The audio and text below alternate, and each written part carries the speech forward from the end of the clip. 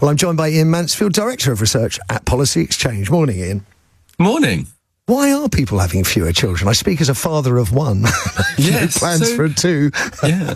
So I think one of the things that the report for Policy Exchange shows is just quite how fast this has changed. So even as few as 10 years ago, the average number of kids was around 1.8, which, is not far below 2, which is what you sort of need to keep the population steady, 2.1. And just in that 10 years, it's collapsed to only 1.44. And one of the things that we find is that there's no single silver bullet here. It's everything from, housing getting so expensive, and your previous caller was talking about, their son still living with them and it's harder to start a family, childcare getting so expensive, and then just a shifting culture. So, for example, even quite small things, such as the fact that if you want a third kid with the current car seat rules, you often have to buy a 7-seater car. And obviously each of these things by themselves doesn't explain it. But across the board, we're seeing this really quite startling collapse in birth rates.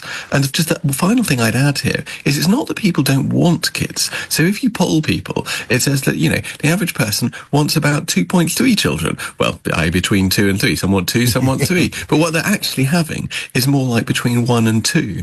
And ultimately, this is going to have big costs in whether we can afford the society that we want to have. In an overcrowded planet, and certainly in an overcrowded country, if the right-wing narrative is to be believed, then surely having fewer people is a wonderful, wonderful thing. Less pressure on our resources, less pressure on housing, less pressure on schools, less pressure on hospitals.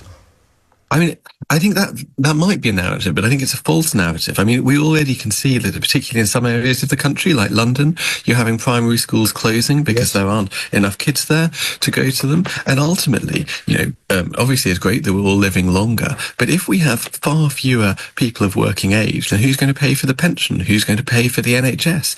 And that's why we're saying this is something which it doesn't really matter if you're on the right and, you're worried about, you want low taxes, or if you're on the left and you're worried about the state of funding for the public services. You need to be concerned about this, or else otherwise we're either going to have to make some pretty massive cuts to things like pensions and public services, or we're going to have to raise the tax. And our report for Policy Exchange calculated that could be up to about 7% of income tax if it was all put on income tax. Germany foresaw a similar crisis and brought in 1 million migrants to offset the problems that they perceived coming. We're not without problem.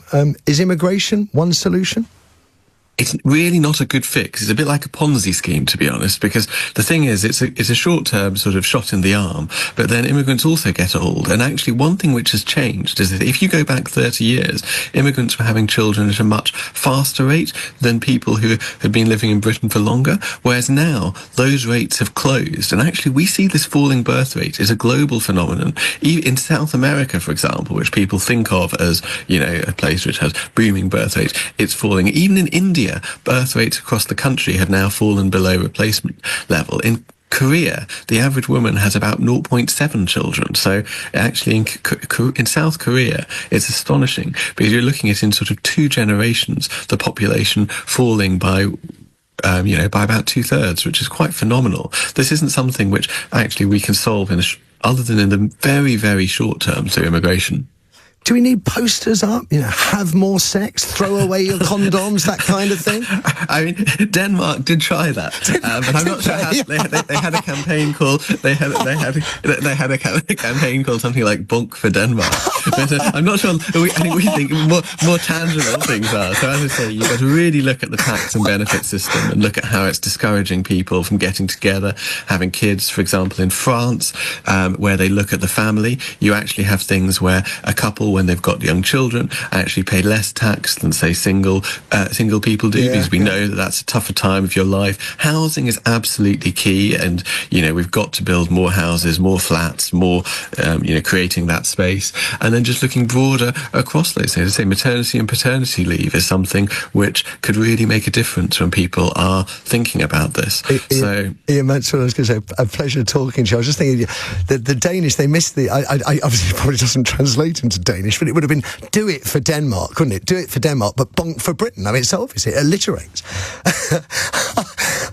I just trying to foresee a day when you drive down the road and you see a poster saying "Bonk for Britain, do it now." You know, produce more kids, and you never know. Maybe these things will happen. You're listening to Matthew Wright on LBC. Let's check in with Jenny Barsby.